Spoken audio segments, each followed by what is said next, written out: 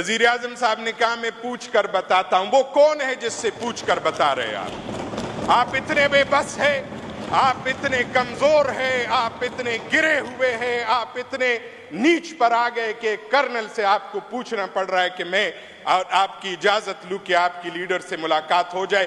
خود تو آپ کے لیڈر کا حال یہ تھا آپ لوگ ملاقات کرتے بھی تھے, اور اگر کسی جگہ آپ کو لگا کہ ملاقات نہیں ہو رہی تو بھی آپ کو پتا تھا چند دنوں بعد اس نے بھاگ جانا ہے اور لندن کے آکسفورڈ اسٹریٹ پر ملاقات ہو جاتی. پچھلے دنوں کے جو واقعات تھے اس حوالے سے شفیع اللہ خان صاحب نے بھی روشنی ڈالی. ہر قوت کو شکست ہوئی اور عوامی قوت کو فتح حاصل ہوئی, اور جناب سہیل افریدی صاحب عمران خان کا انتخاب اس کرسی پر براجمان ہو گئے. اور میرے لیے بطور قبائلی بہت فخر کی بات ہے, اور پورے قبائل جناب عمران خان صاحب کے مشکور ہے کہ انہوں نے تاریخ میں پہلی مرتبہ قبائلی عوام کے سر پر شفقت کا ہاتھ رکھا اور سہیل افریدی صاحب کا انتخاب کیا. ہم پورے قبائل جناب عمران خان صاحب کے مشکور ہے, اور ان قوتوں سے قبائل انتہائی نالا ہوئے اس دوران کہ جب انہوں نے قبائلی وزیر اعلیٰ کی مخالفت میں یہاں پریس کانفرنس کی اور کہیں پر وفاقی حکومت عدالتوں کے چکر کاٹ رہی تھی, لیکن اللہ الحق ہے عمران خان کا وزیر اعلیٰ یہاں پر براجمان ہوا اور عوامی قوت جیت گئی تھی.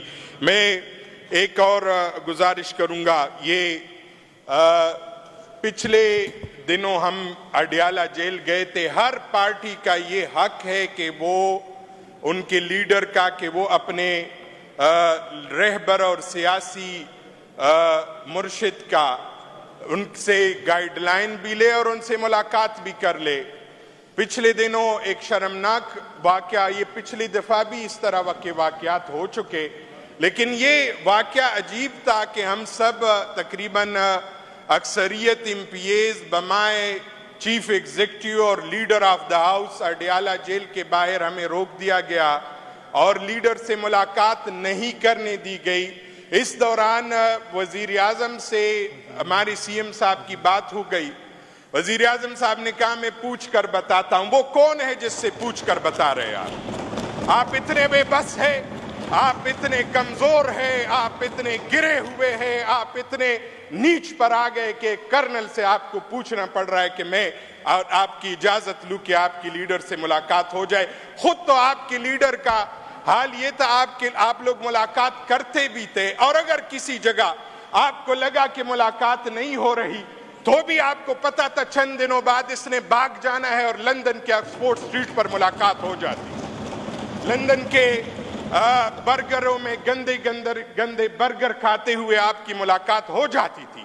کیا کئی کچھ دنوں بعد ان کے پلیٹلیٹس کم ہو جاتے تھے, بیمار بن کر باہر چلے جاتے تھے, لیکن میرا لیڈر اور رہبر 2 سال بہت ہوتے ہیں, کسی کے کردار کو جانچنے کے لیے 10 دن کافی ہوتے ہیں.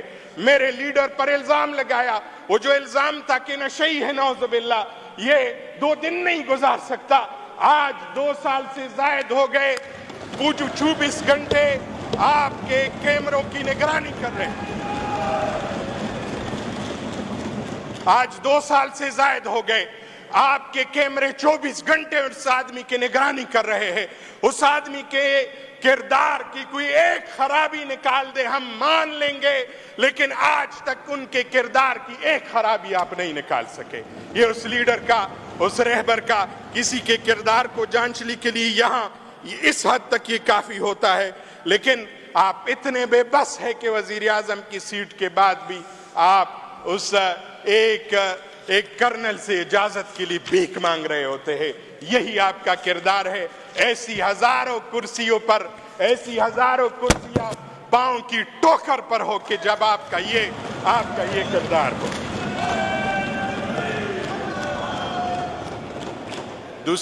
دوسری بات امن و امان کے حوالے سے آ رہا ہوں. امن و امان کی جو صورتحال قبائلی علاقوں میں ہے, ہمارے امن و امان افغانستان کے ساتھ وابستہ ہے. میں افغان بارڈر سے ادھر اسمبلی میں نمائندگی کر رہا ہوں. ہمارے بارڈر کیوں مضبوط نہیں ہو رہے؟ آپ بارڈر مضبوط کر لے اور افغانستان سے جو بات عمران خان صاحب زمانے سے کر رہے کہ بات چیت کر لے، آج کئی دنوں کی جنگ کے بعد آپ اس نتیجے پر پہنچے کہ دوحہ میں ہمارے مذاکرات ہو رہے ہیں اور پھر استنبول میں اس کے بعد مذاکرات ہوں گے. اس بات پر اگر آپ بعد میں آنا تھا تو اس قائد اور رہبر کی بات پہلے مان لیتے اور مذاکرات کی میز پر بیٹھ جاتے. شاید اتنی جنگ نہ ہوتی، خونریزی نہ ہوتی، اور نہ یہ کسی کے مفاد میں ہے. عمران خان صاحب نے 2-3 واقعات کی طرف اشارہ کیا، اس حوالے سے بات ضروری سمجھتا ہوں.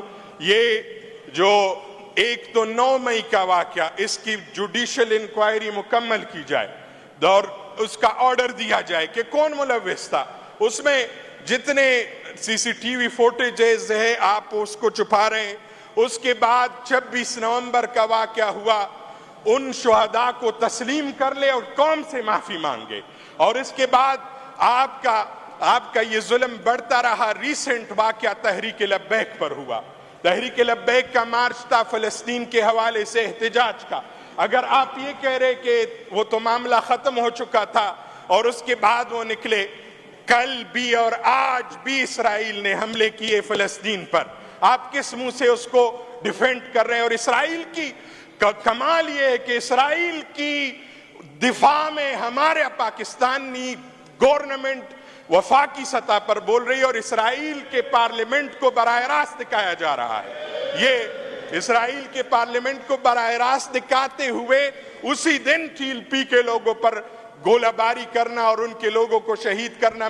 ہمارے سادہ مطالبات ہیں ان شہداء کی فہرست شائع کی جائے کہ کون لوگ شہید ہوئے تھے، اور ہم نے جو ظلم کیا، جو جبر کیا، جو خون کی ندیاں بہی سانحہ ہے گجرانوالہ کامونکی کا جو واقعہ ہوا ہے، اس پر پورے قوم کو اعتماد میں لیا جائے. اس طرح نہیں ہوتا کہ 26 نومبر میں بھی آپ قتل عام کرے اور بعد میں ڈٹائی سے خاموش رہے اور پھر آپ اس پر جھوٹ بولتے رہے. اور اسی طرح یہ واقعہ بھی ہوا اور اس پر بھی آپ ڈٹائی سے خاموش ہوتے رہے اور پھر جھوٹ بولتے رہے. اسی طرح قبائلی علاقوں میں جو خونریزی ہوتی رہی اس کو بھی کولیٹرل ڈیمیجز کا نام دے کر آپ مسلسل مجرمانہ خاموش ہوتے رہے. اس طرح یہ قوم کا اعتماد اس سے بحال نہیں ہوتا بلکہ حوصلے پست ہو جاتے ہیں. ہماری یہی گزارش ہے. اور میں ایک گزارش آخر میں جناب اسپیکر ایک گزارش کروں گا.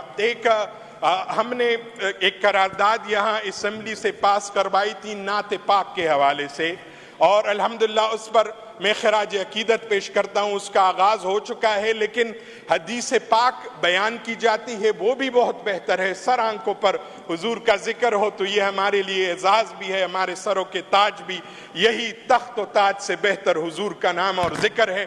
لیکن کبھی کبھار یہ بھی ہونا چاہیے کہ تلاوت کے بعد نعت پاک بھی باقاعدہ ہو.